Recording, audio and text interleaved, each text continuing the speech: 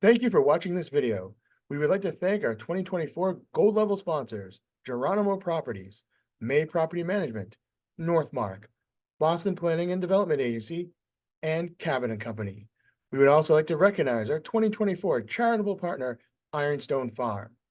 The views expressed on this program are solely those of the participants and do not reflect the views of the CCIM Institute, the New England CCIM Chapter, or any other organizations. Welcome to the New England CCIM Chapter Podcast. My name is Michael Chase. I'm a former chapter president 2022, and I'm currently serving on the board and act as the chapter treasurer. I'm also a commercial mortgage banker. I'm a managing director with Northmark. I help provide debt and equity solutions to my clients. I'm joined here today with Matt Mayrand. Hey, thanks a lot, Mike. Appreciate it. I'm Matt Mayrand. I've been a commercial real estate broker for just about 20 years now. And I created my own company, May Property Management, over the past decade, where we serve multifamily and condominium associations. We're a property management and construction firm. So I have a little bit of background and a little bit of everything as far as real estate goes. Great. So thank you for joining us on our inaugural episode of the New England CCIM Chapter Podcast, where we hope to discuss current commercial real estate topics and give you a little bit of a background and maybe some of those hidden elements. For today's topic, we're going to dive right in and talk about interest rates. If you like what you hear, please like and subscribe to the channel. And also feel free to comment to us. We're always interested in hearing what you have to say for ideas for future topics. Any feedback that you have would be greatly appreciated. So, Matt, let's dive right in and talk about, I think, which is probably one of the most commonly discussed issues of the day, and that's interest rates.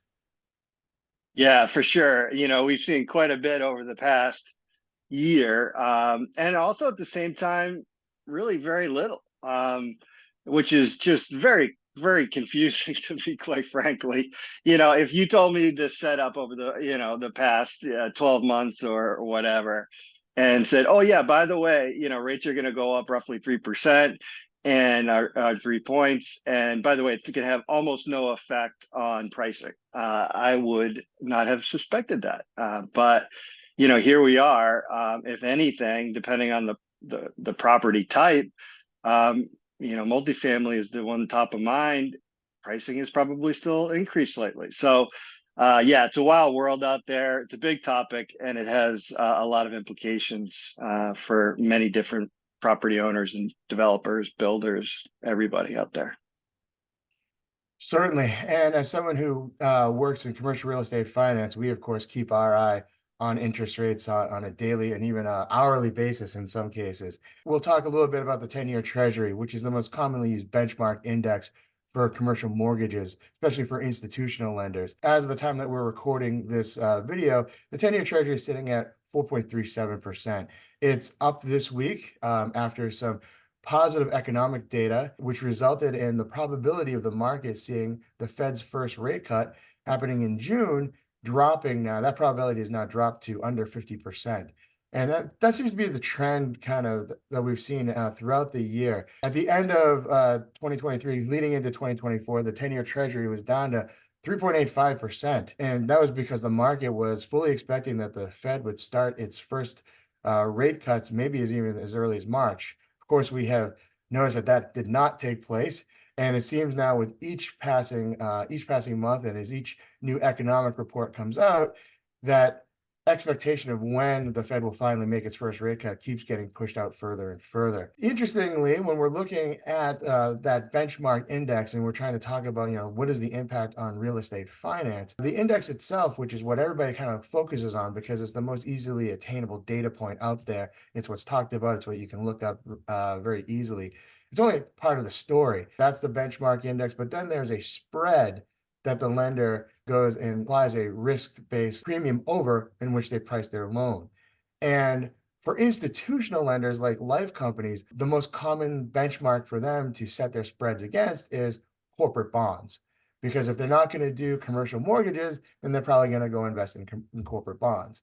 And that's interesting. So, it's funny how all of this works together, but, corporate bonds obviously have, it's a huge market. But it's interesting to hear you say that there's such a direct comparison as far as investment choice or rate of return. These bankers can choose A or B. And so from a real estate perspective, it's interesting to hear that that bond, the corporate bonds play such a big component, or potentially could play such a big component. That's interesting. We can look at corporate bonds, again, as almost a direct comparison for institutional mortgages, and then also kind of see where the direction of where we might see commercial rates going. So corporate bonds right now are trading very tight. Double B corporates are, over the 5-year treasury, under 100 basis points over treasuries. For the 10-year treasury, it's about, around 110 to 120 over treasuries. So you're seeing very tight spreads that are being offered right now by institutional lenders, which is where the most competitive commercial mortgage financing is coming from right now. Those are the So, Mike, lenders that a tight yield on a bond. So that will basically means that people feel that a 10-year corporate bond is not that much riskier than a treasury. Is that fair to say? certainly, yeah. Part of it is Interesting. risk, part of it is market and competitive balance. If you think about Apple and the liquidity that Apple has, how much riskier Yeah. over treasuries would you say Apple's corporate bonds are? Right. That's a very, very good point. As a small country, right? I know that Apple has a balance sheet bigger than many companies. I mean, Mm. countries. So, yeah, yeah, for sure. Yeah, that's interesting. So those tight corporate bond spreads are part of why we're seeing life insurance companies being able to offer commercial mortgage rates today that are in the fives. Even after this week's increase in rates, we're still seeing loans being quoted for 5-10-year fixed rate mortgages, 5.5 to 5.85. Banks, they're dealing with a very difficult regulatory environment right now, and very much keying on managing their balance sheets.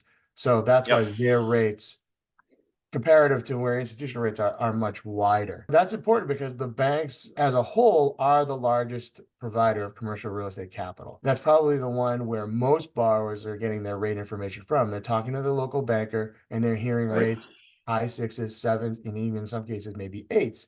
And that, of course, impacts pricing. So now I guess I'll throw it back to you, Matt. Where are you seeing, your clients as Yeah, it's another very interesting component of this kind of wild market. I see it as very, very fractured in one way. So an example would be, real estate development or office, properties or retail or multifamily or single family. All of these have somewhat different stories.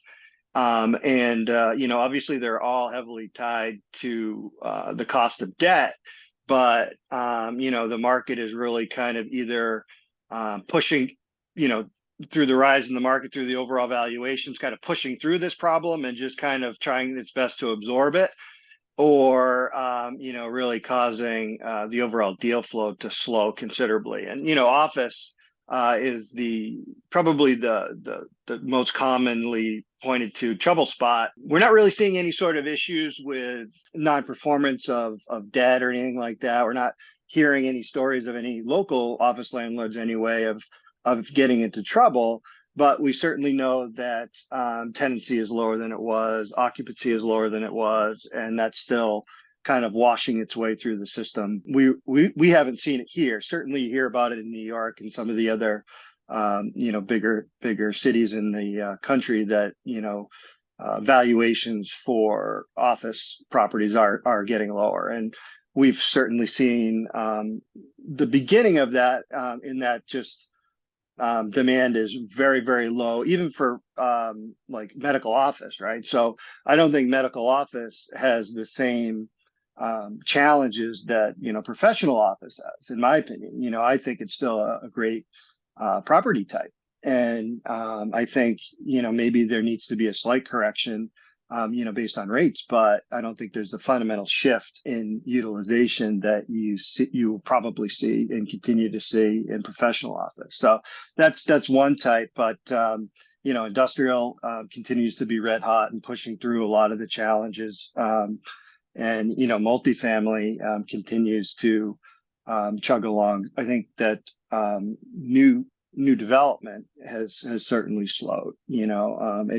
I haven't heard of anybody saying, "Oh wow, all these deals pencil. These are really easy to get done." I've heard just the opposite. In fact, everybody says Sure. nothing pencils, right? Nothing works, and that's what I've heard. On the development side, on pretty much any property type, is that just these numbers aren't working terrific. So, that's certainly a challenge. Sure. I mean, there's a lot of capital sitting on the sidelines ready to get to work, but of course, buyers and investors, they're underwriting based on the current environment, right? That's Where right. sellers are still looking forward and saying there's an expectation that we have that rates are likely going to be coming down. So if I can wait, I will wait until maybe that happens, and then the valuations start to come back for me. If there was an expectation that rates were going up, then even though we're in a high rate environment now, if we didn't have that expectation of rates falling, there probably might be a little bit more of a willingness to transact. True. So let's talk about, when do we think rates might be starting to come down, or what can people do, in a higher interest rate environment? Yeah, I think that's the big question. My personal opinion is I don't think the rates in themselves are really all that problematic at this rate, but I do think there needs to be an adjustment in value to offset that. And so, I'm a little bit older than maybe some of the people that will be watching this, but for a long time there, 6.5% was a pretty darn good rate. So and certainly the people that I know that were well established in the business when I just got in, they remember the late 80s and early 90s, and I have some clients who had commercial mortgages that were 16, 17%. So I think all in all, this is really just a reversion to the mean. This is kind of a rate that we should be at. I think the previous rates were artificially low and long term probably damaging. So I think, broadly, I think these rates are okay. I think there just needs to be some certainty as to what's going to happen in the future, from a market perspective, demand perspective. And, like you said, if rates are going to drop in June, why am I going to buy now? Right. So I don't think anybody, or very few people, feel that rates are going to go up a lot from here, right? If any, right? So as far as time to jump in, people are kind of like, well, maybe we do get, 150 basis point drop over the next 12 months. Maybe there are three, small drops over time, or not, right? So no one really knows, and I think that that uncertainty is a big problem, especially when construction costs continue to be through the roof. People talk about like some drop. Yeah, maybe they haven't really continued to soar, but certain things, lumber still is pretty high, windows, doors, those things are like still double what they were a handful of years ago. All my guys complain about the cost of mud, and 2x4 used to be $2 and now it's $6, and just all this stuff is just very inflationary, right? I mean, it just really affects the cost of adding new property, and existing Absolutely. property has kind of been gobbled up. It's been a pretty active, Right. 5 to 10 years. Right. So our outlook on interest rates is multifaceted. And I think you have to look at it in different segments. So let's first talk about the Fed and, when they might first start to cut, or what happens if they should start to cut. Certainly, the market is now, again, they started thinking it was going to happen in March. Now, June was kind of the next target date, but even now that's being pushed out further. So there's this interesting push and pull as to trying to guess when that first rate cut from the Fed might happen. Because as of the last FOMC meeting, their dot plot did still show that they were expecting maybe 3 rate cuts this year, but when would they start? And you have what the economic reports tell you they should do. And then, of course, you have the political calendar, right? And The political calendar. There it is. there are certain folks out there who were tying kind of that first rate cut to happen March, May, June, July, because they figured even though the economics might not say, hey, we're really ready for that cut, if they wait too much longer, then they could be perceived as being political. And so did they need to make a rate cut early enough to be ahead of the election?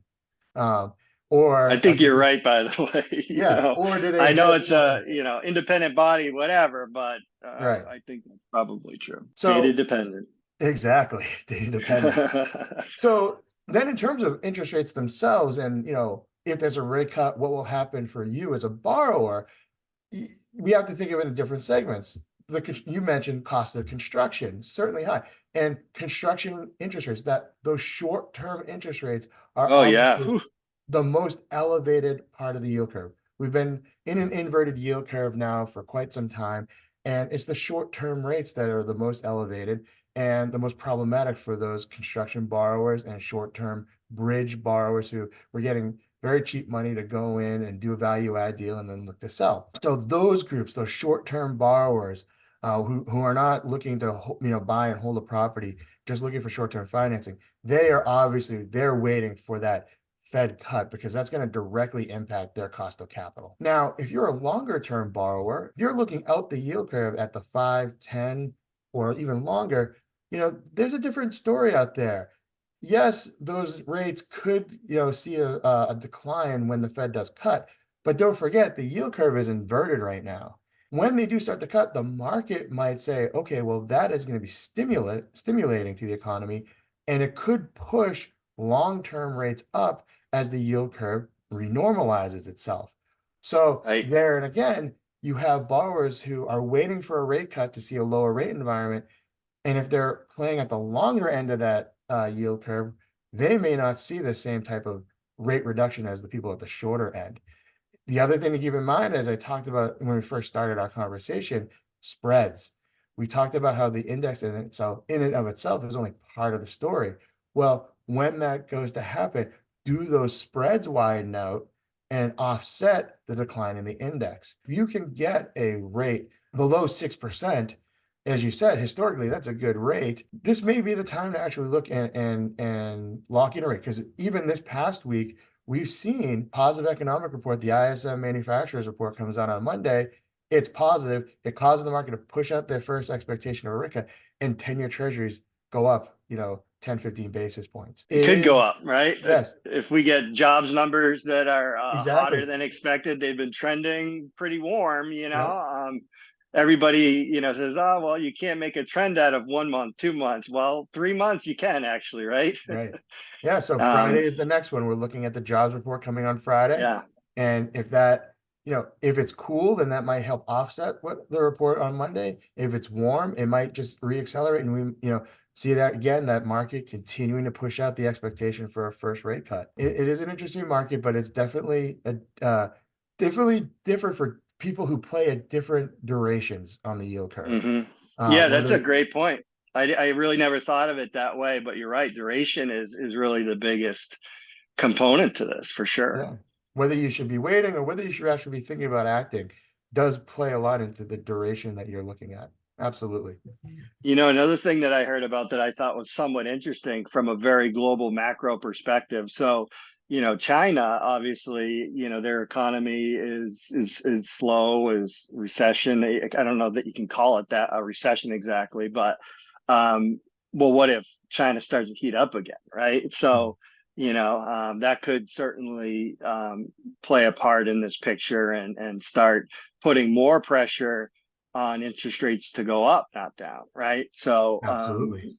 there is that kind of specter out there that, well, maybe we're not really done with inflation here. Maybe, fuel costs are raising slightly. They're low, but they're starting to kind of wake up a bit. And, again, if some of these kind of base things that, by the way, don't show up in any of the numbers that the Fed uses, but Well, but as far as everybody else, they feel those the most, right? Grocery costs and construction costs and fuel costs and employee costs, right? I've hired a number of people in the past, 12 or 18 months, and boy, it feels expensive out there. Whether it is or not, it feels it, right? And there's a lack of good people, and the people that are good, you have to pay up for. So I think that tells a pretty solid picture, all things considered. The Fed only moves the overnight rate. They don't move the rest of the rates along that yield curve are done by the market. So when we had those artificially low rates, we were also competing against a ton of global debt that was trading at or below zero. The Japanese bond just went from 17 years being negative. They just increased and no longer negative. So you had this foreign debt. Now that as those rates are rising, it's going to allow treasuries to rise as well. Plus, our government continues to issue a lot of debt. There again, more upward pressure on rates. Yeah, that's true. I mean, the one thing that is a very good adage is that no one can time the market, and I've proved that to myself in my local market here. I thought I could figure it out because I've been involved in it for a while, and I've been burnt every time I've tried to time the market. So I think dollar cost averaging, or jumping in slowly, just get in, you're probably better off in the long run. I'll finish with this last thought. I was recently on a panel, and one of my fellow panelists mentioned, I'm going to paraphrase the quote that he said, the enemy of a good deal is the potential of a better deal, right? Yeah, right. So, if the deal does pencil today at rates, then by all means, don't wait. And the thing for buyers, look for flexibility, and there's always the potential you could go back and refinance later. Yeah, that's a great point. I mean, a lot of, although what I'm finding more and more with a few deals that I've helped people with is that the prepayment terms are more and more onerous. So That's right. I mean, lenders, they like the current rate environment with the elevator. They want to lock in those yields for themselves too. They do. Yeah, they do. So, that's part of it. But yeah, I mean, at least, after 5 years, no problem. Right. Yeah. So, Matt, great talking with you today, and look forward to continuing our program. Thank you for joining us, CCIM Chapter Podcast. We hope you join us going forward. We'll be looking to bring you conversations not only between Matt and I, but we'll be bringing in subject matter experts on a variety of topics. And again, please, if you liked what you heard, please like and subscribe to the channel and turn on your notification button so that you see any updates to our podcast here. And if you have questions or feedback, please feel free to add them in the comments section. We'd love to hear from you. Thank you again. thanks a lot. Bye-bye.